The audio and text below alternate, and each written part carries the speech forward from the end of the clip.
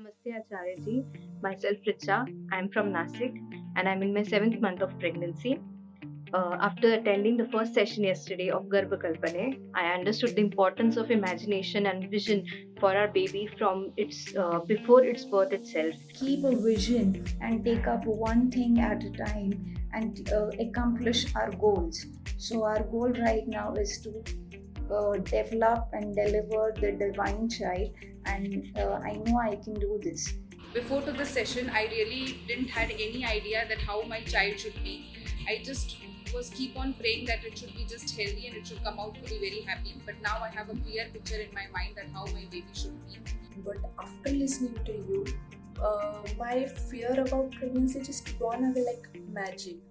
But surprisingly, it was over and above that. It was all about helping us realize how we could give birth to a divine child. So that was what actually encouraged me to attend the following sessions. After yesterday's session and designing the baby, I have a different bond with my baby now. The Kalpane Kriya.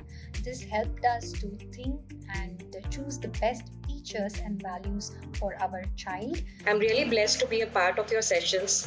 Your teachings and your learnings are really very helpful. You boost our confidence and we feel very special as a mother.